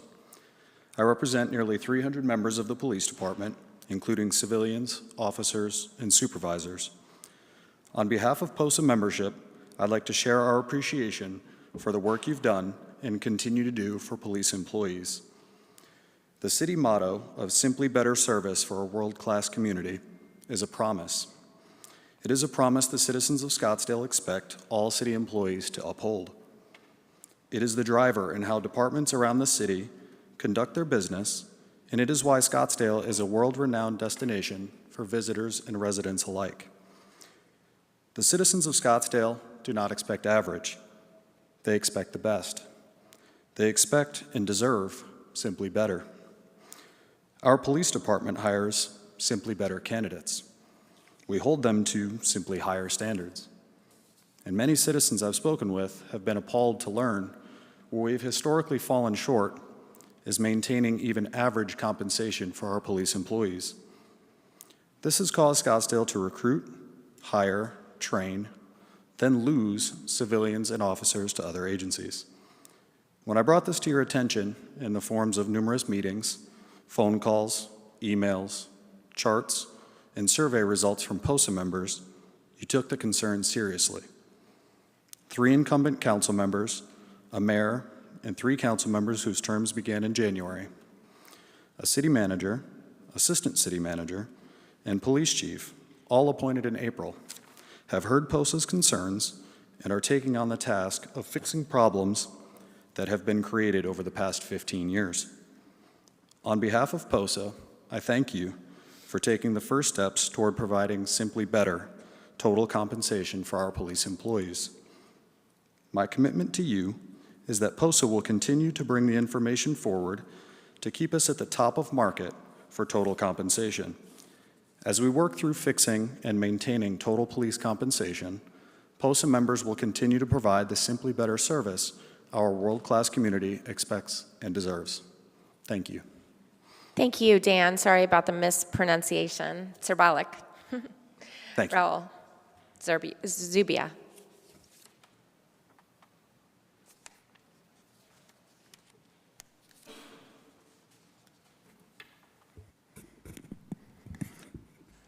Good evening, Madam Mayor, members of the council. My name is Raul Zubia, and address is on file. And I am here to remind you that a wildlife overpass in the preserve just makes sense, not only for the animals, but for those who live nearby. The preserve, as you know, is home to over 1,000 species of plants and animals. And as our city grows and more roads cut through those natural areas, animals get pushed into smaller spaces or end up trying to cross the highways. That's not safe for them, and it's definitely not safe for the drivers. We've already seen how effective these crossings can be. So, for example, in Tucson, the Oracle Road overpass has recorded more than 40,000 animal crossings since 2016. The deer, javelina, bobcats, and even the desert tortoise use it regularly. And in areas that have built similar crossings, wildlife vehicle collisions have dropped by as much as 90%. So for a preserve that draws 1 million visitors a year, borders this growing city, a wildlife overpass is not just a nice idea, it is the smart, proven way to protect the land, the animals, the people of Scottsdale, and the visitors. So the Rio Verde crossing feasibility study is the right step to gathering the data we need to move forward, and I hope you will support keeping it in the budget. Thank you. Thank you. And that concludes the speakers on this item. And I'd like to, oh, I'm sorry. Oh, bless you. Turning back to council discussion, I would like to commend staff, Sonia, our treasurer, great job, and Scott, great job on putting this together. And some of the concerns I had, I've talked to Sonia about, and first I just want to commend you, especially for working so well with the Budget Review Commission. I had every member tell me how wonderful it was to work with you and how impressed they were by your skills and you know, the adeptness at which you shepherded them through the process. So thank you for that. That's no easy task.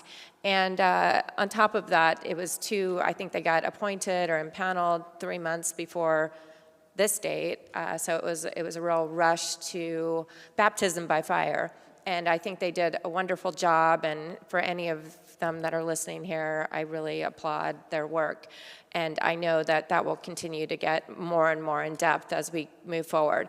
A couple of the items that I pointed out of concern in the budget was the vacancies, the allocation of funds in the budget, the operating budget, $22 million total, which represents vacancies, as I understand it, there are vacancies that have remained unfilled for 6 months or more.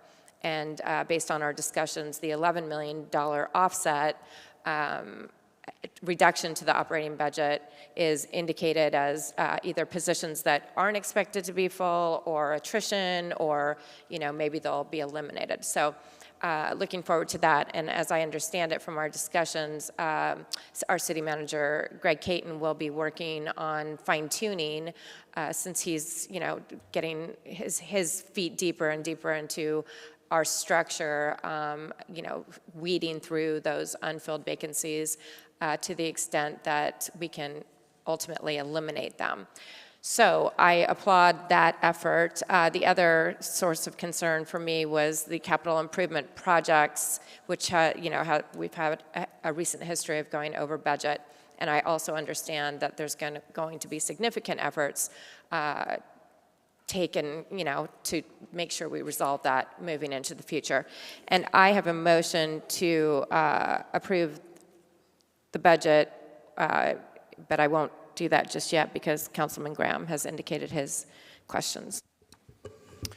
Thank you, Mayor. I was just going to make some remarks, but if you want to make a motion and I can second it, I'm happy to No, please go ahead. It's okay. Okay.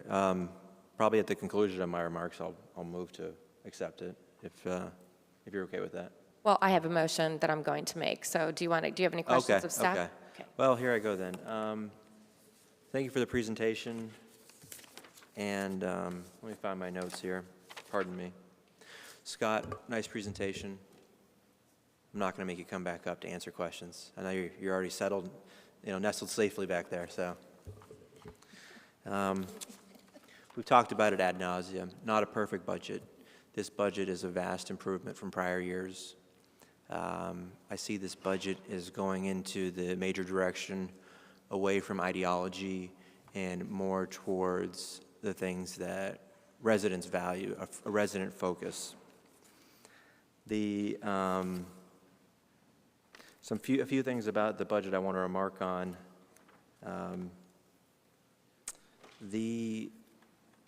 We are doing a lot of good for our police officers, making their pay more competitive. We're increasing officer headcount, which is going to be really good for reducing overtime burden. And we know that when you get too much overtime, you get less of an employee. So we're bringing in reinforcements.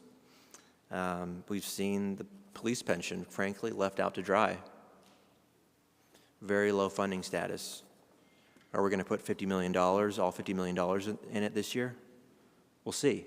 But we're going to make massive payments. We're going to rescue the pension funding status.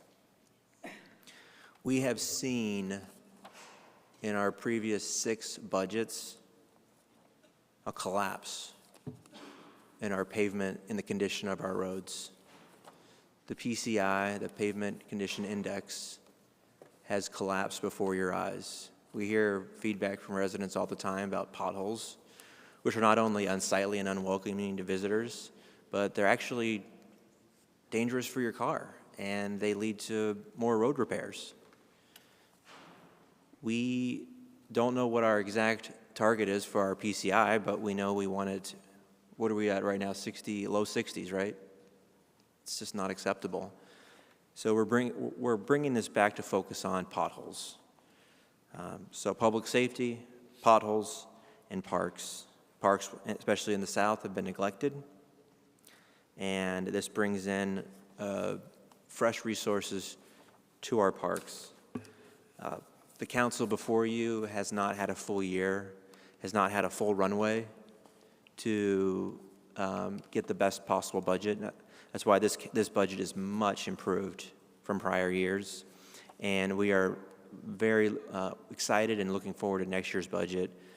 We, like the mayor mentioned, we reestablished, I should say, the Budget Review Commission, and they have drilled in and studied and given us very good recommendations. And my prediction for them is in the coming year, it's going to be even more probing, and the results from their work is going to be even more beneficial to all taxpayers in Scottsdale. So I'm very excited about that, and we will keep looking forward.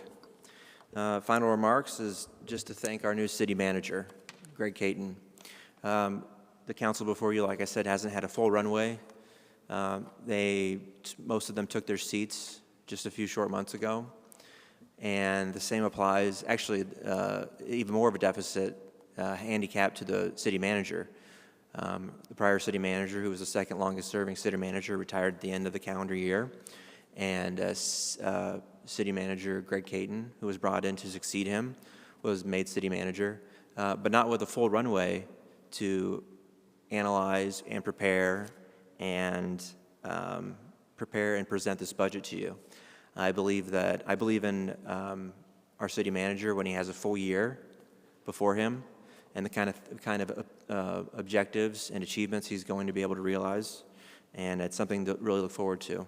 And as the mayor mentioned, City Treasurer Sonia Andrews, the amount of probably mind-numbing, painstaking labor that you've put in with the Budget Review Commission, because you had to, first you had to teach them to walk before they can start running, right? And I attended a lot of those Budget Review Commission meetings, and I'm excited. When do those boot back up? She doesn't know. She's telling me, but I trust you're excited for the restart. Okay. Credit needs to go to the city treasurer for what she's been able to do to shine light on our budget, shine light on our capital projects, shine light on the overruns. And we've also made accounting adjustments. We've moved some things out of capital and into the operating budget that didn't belong in the capital budget. And that may seem trivial, but I call that better accounting, better record keeping. And when you get better record keeping, you get better financial reporting, you get better transparency. And so that is going to be a prospective change. I think it's a good change. And so we see this before us, a less ideological budget, moving away from ideology and to public safety, potholes, and parks to serve you, the city of Scottsdale. So with that remarks, I will move. Excuse me, Councilwoman Whitehead has. Yeah, she's I do gonna have go a out. few remarks after that. Point of order, I'm allowed to make a motion if I may. I'm allowed to make a motion. Not all the council members have talked on this issue. If you can hold your motion, and as I indicated, I am making a motion. So. Okay, I will honor that. Thank you. Thank you, Mayor. I do have some responses here. So I'm so glad that Councilman Graham's excited about this budget, and I think it's pretty darn good, too. And I think Councilman Quasman coined the, police, parks, and potholes as the priorities. And let me tell you, those have been the priorities of this city for 50 years, and I'm glad they're still the priorities today. It's one thing to have good priorities. It's another thing to have the money to pay to deliver on those priorities. And that's where the last council comes in. In fact, the last 10 years of councils come in. And I think it's important to review it, just to make some corrections. In my 6 years, and there was plenty of progress before that, we paid down the police pension $60 million, okay? So that's where we are. And we built up a reserve of $120 million. So buckaroos we have today, yeah, you can thank the last couple councils for that. As well, we were able to reduce tax rates. So let's talk about those priorities. I am very pleased that we have such good support for our police community, and police and council have always been aligned. We began the process in 2021 of getting the police pay up to the second and third position, and we're continuing and we're setting up a policy so that we don't fall behind again. That's something that was done by the last council as well as this council. So I'm glad we're consistent on that. Then on top of that, as I mentioned, it's not just police. If we have the greatest police but we don't have transportation engineers, it's not going to be a very good city. So last year, for the first time, we also did the comp study and made sure that all of our staff members were paid fairly. I also want to point out that let's talk about not just the personnel issues. Let's talk about the equipment that our police and fire and other staff members have. Let's talk about the infrastructure. Like the mayor just spoke at the first graduating class of our fire training facility. Where the heck did that fire training facility come from? Let me tell you. It came from the 2019 bond approvals, voter-approved bonds. First time in 19 years that voters approved all the bond questions. Councilwoman Kathy Littlefield and myself, we were very involved in developing those bond questions. Mayor Lane was the mayor, and we had 70% approval by the residents. So that's where we're getting a lot of the infrastructure. And that includes solar panels that are now over the parking structure at our police facility on Via Linda, which protects, not only is it more pleasant for our police officers, but it protects the money, the tax dollars that we spend on police cars and all the expensive equipment in those cars. So these bonds are very extensive in making us more efficient with your dollars today. What about parks? Because that is certainly a priority of my own.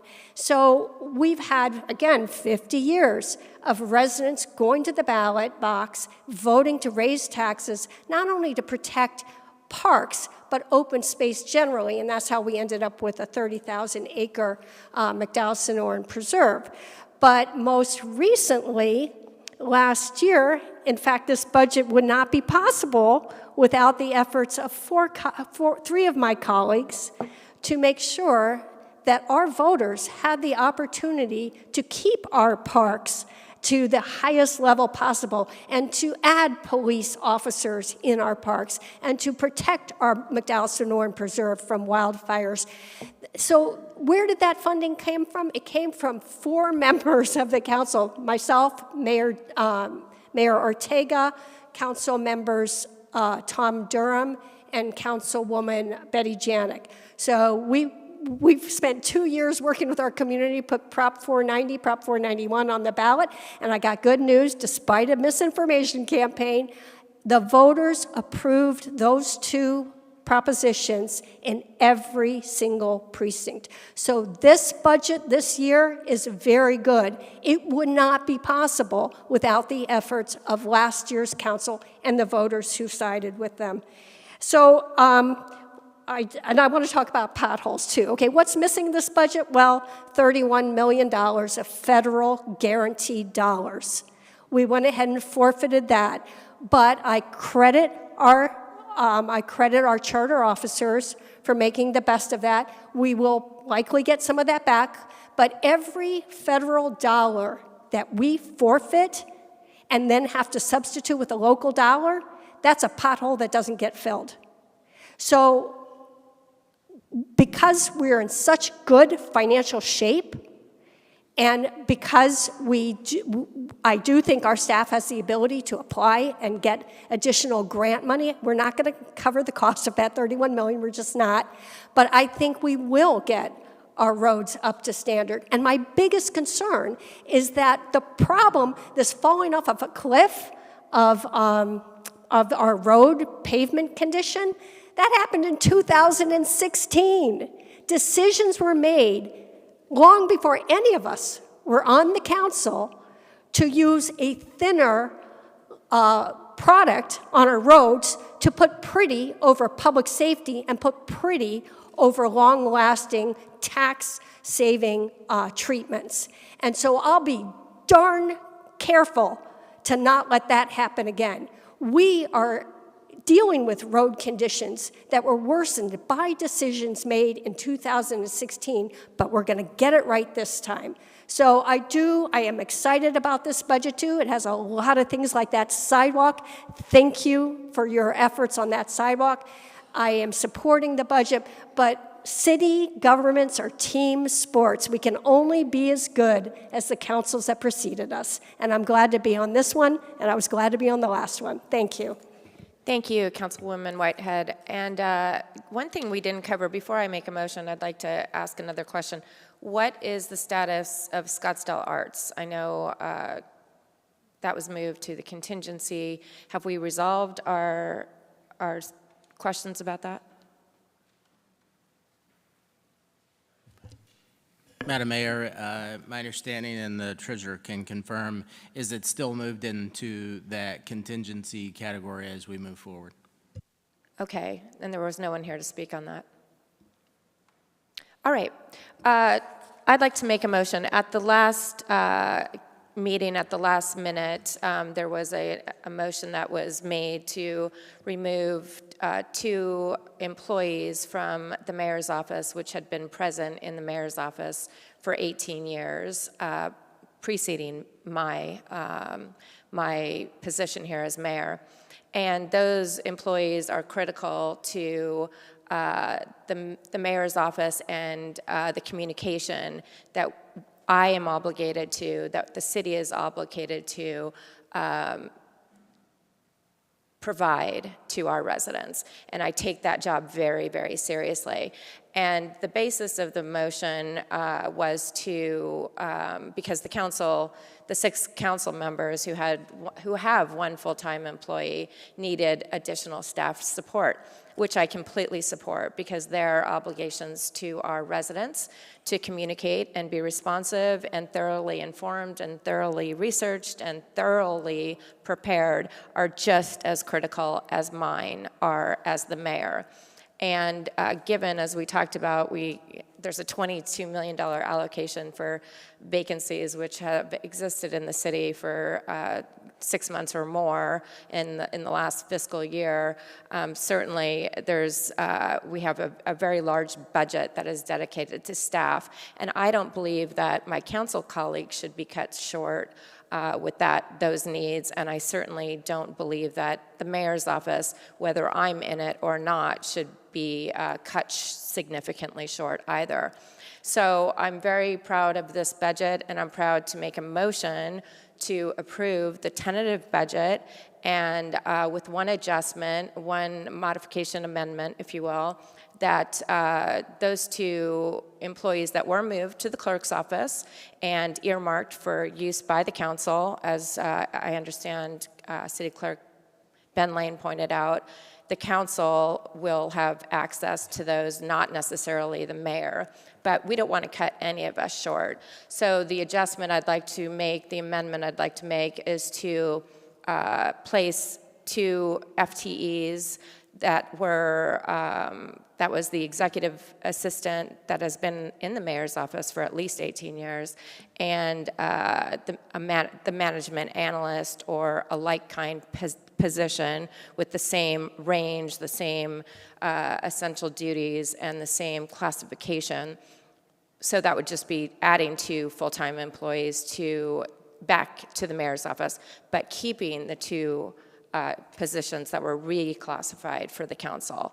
And that is my motion, and I would love a second. I enthusiastically second it, and I'd like to speak to my second. Oh, Councilwoman Littlefield. No problem. Okay, thank you. I'll second that motion. Thank you, Kathy. Excuse me, Councilwoman Littlefield, would you like to speak to it? No, I think it's an appropriate movement of personnel between the mayor's office and the city council. It gives us each the personnel that we need in order to do a better job, to represent our citizens, and to get the information at hand for each meeting. Thank you. Thank you. Councilman Graham. Thank you, Mayor. If I may make an alternate motion to adopt ordinance 4668 and 4669 as presented. Second.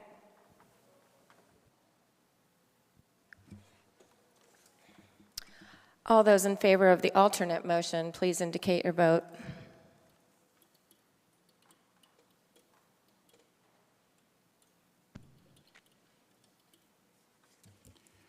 Councilman Quasman, can I get your vote on the alternate motion, which is essentially to approve the item as presented in the agenda?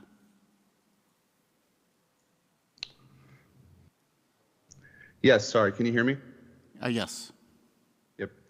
In this time, I'm going to be voting with the majority in a no vote. Thank you.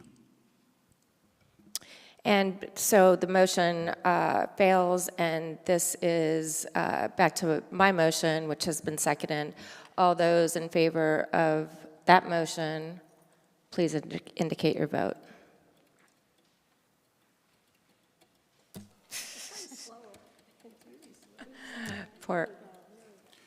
Councilman Quasman, how do you vote on Mayor Borowski's Yes. motion? Okay, thank you. Aye.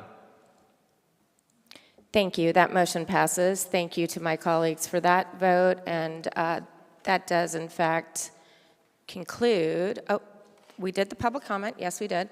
That concludes this agenda item and closes the public hearing.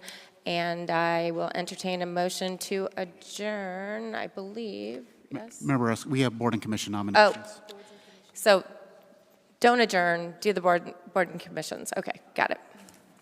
Thank you, everyone, for joining us tonight. So for the boards and commissions, I will turn the meeting Madam over. Mayor. Madam Mayor, I'm so sorry. Can I just, before you go to the boards and commissions, can I just quickly speak just regarding, I have to leave the council meeting because of my grandfather has passed away, and I'm trying to make arrangements for his funeral, dealing with different members of the family. Now that we got the budget done, I'm going to be leaving the council meeting. No problem. Our condolences, Councilman Quasman, and best of luck to you and your family. Thank you. Okay, this now brings us to item number 26, mayor and council items, boards, commissions, and task force nominations, which I will at this point turn the meeting over to Vice Mayor DeBoscus to handle this. Thank you, Mayor. This evening, the City Council will be nominating Scottsdale residents' interest in serving on citizen advisory boards, commissions, and committees. The Scottsdale City Council is responsible for establishing city policies and enacting laws in support of those policies. The council relies on volunteer, citizen-based boards and commissions to research issues and make recommendations in support of the council's mission and goals. The information and recommendations provided by council-appointed advisory boards is a valuable tool in helping council members in their deliberations. Appointments for these positions will be made at a special city council meeting on June 24th. As we begin our process this evening, I'd like to note to my colleagues that an applicant only needs to receive one nomination in order to advance to interview before the council. When I call on you, if your chosen applicant or applicants have already been nominated by a council member, please state no additional and we'll move on in the process. Thank you. Now let's get started.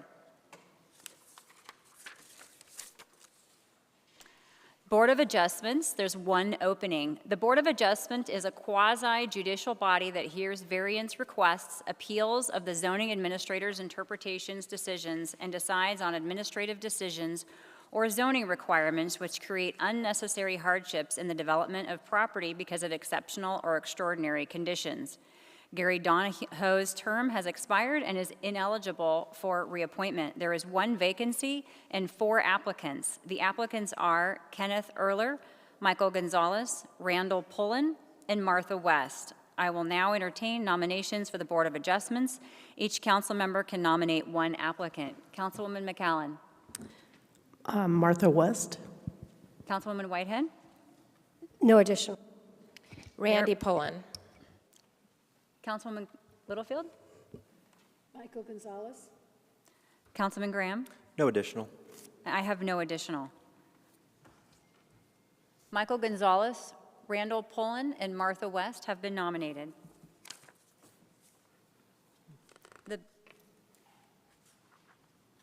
The Building Advisory Board of Appeals, there is currently one opening, and unfortunately, we did not receive any applicants for consideration. This opening will be included in the next cycle of board and commission appointments. As such, we'll move on to the next commission. Historic Preservation Commission, one opening. The Historic Preservation Commission oversees the development and management of Scottsdale's Historic Preservation Program.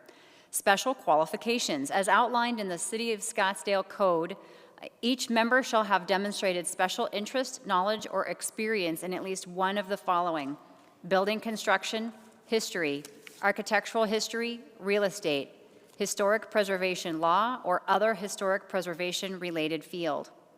Bryn Sharon's term has expired. She is eligible for reappointment and has submitted an application for consideration. There is one vacancy and 3 applicants. The applicants are Kat Javorovic, Victor Matera, and Bryn Sharon. I'll now entertain nominations for the Historic Preservation Commission. Each council member can nominate one applicant. Councilwoman Whitehead. Bryn Sharon. Mayor Borowski. Nothing, no additional. Councilwoman Littlefield. No additional. Councilman Graham. Kat Jordovic. And I have no additional. So Bryn Sharon and Kat Jornovic have been nominated. Human Services Advisory Commission, there are 3 openings. The Human Services Advisory Commission provides advisory recommendations to staff and the City Council on human services priorities and programs and funding allocations for Scottsdale Cares, Community Development Block Grants, Home, Human Services Emergency and General Funds. Terms for Pat Dodds, Mary Jung, and Stuart Turgill have expired and they are eligible for reappointment. However, only Mary Jung has submitted an application for consideration. There are 3 vacancies and 8 applicants. The applicants are Gary Blatnick, Pamela Hallows, Cynthia Hill, Mary Jung, James Coe, Sheila Rowe, Cindy Schopf, and Kiana Stasny. I'll now entertain nominations for the Human Services Advisory Commission. Each council member can nominate 3 applications. Mary Borowski. Cindy Hill. Councilwoman Littlefield. You want other? Sorry, I need 3. Sheila Rowe, thank you, and Pamela Hallows. Councilwoman Littlefield. Thank you. Gary Blatnick, Pamela Hallows, Cindy Hill. Councilman Graham. I was making sure that, yeah, no additional. Councilwoman McCallan. Mary Jung. No additional. Oh, sorry, my other ones, so sorry. Pamela Hollows and Cindy Schnapp. No additional. And I have no additional. Gary Blatnick, Pamela Hallows, Cynthia Hill, Mary Jung, Sheila Rowe, and Sydney Schopf have been nominated. The Industrial Development Authority, there is 1 opening. The Industrial Development Authority's main function is to issue tax-exempt bonds for certain types of private developments for the purpose of attracting new economic activity to the community. Special qualifications. There are no formal requirements, but given the nature of the work of the IDA that the IDA conducts, it is suggested members be comfortable working with detailed financial pro forma, feasibility studies, and financial projections. Eloy Yingdoven's term has expired and did not submit an application for consideration. There is 1 vacancy and 1 applicant. The applicant is Edgar Alvarado.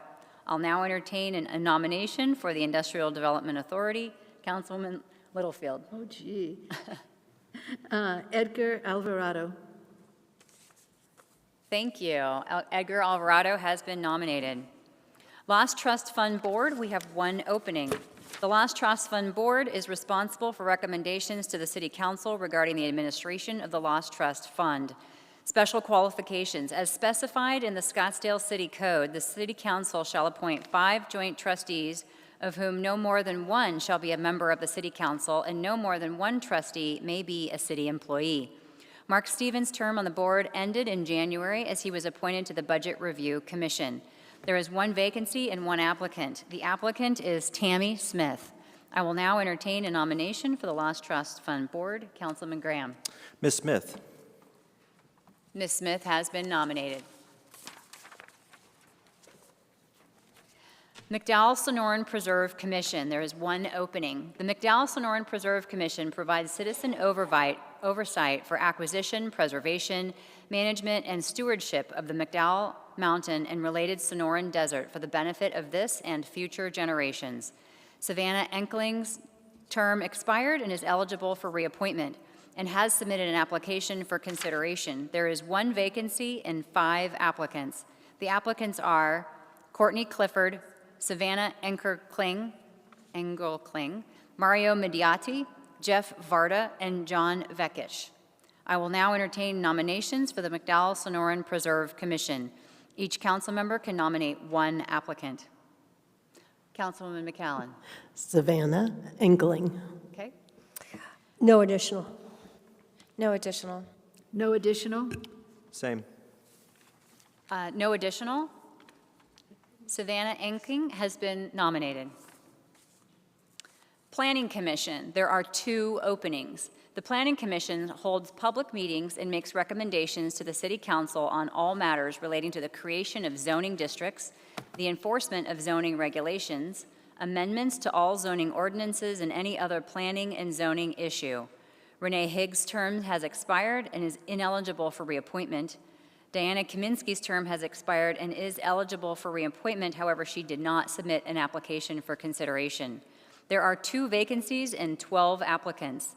The applicants are Marianne Bazan, Douglas Brown, Douglas Drake, Katie Kiefer, Thomas LeBlond, Kent Lal, Chris Lang, Dusty McMahon, David Reed, Jay Rowe, Keith Stanton, and David Safransky. I'll now entertain nominations for the Planning Commission. Each council member can nominate 2 applicants. Councilwoman Whitehead. Marianne Bazan, Katie Kiefer, Kent Law. 2. Marianne Bazan and Katie Kiefer. Mayor Browski. Douglas Drake and Tom LeBlond. Councilwoman Littlefield. Marianne and David Reed. Baza. Marianne Baza. Councilman Graham. No additional. Councilwoman McAllen. No additional. And I have no additional. Marianne Bazan, Douglas Drake, Katie Kiefer, Thomas LeBlond, and David Reed have been nominated.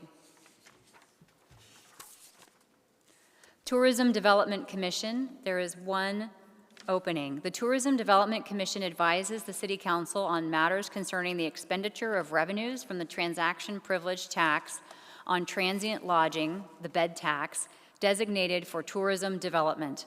As specified in the Scottsdale City Code, the Tourism Development Commission shall consist of representatives of the tourism industry in Scottsdale, including a minimum of 4 Scottsdale hoteliers, 1 member of the Scottsdale Convention and Visitors Bureau, and a balance from elements of the tourism industry.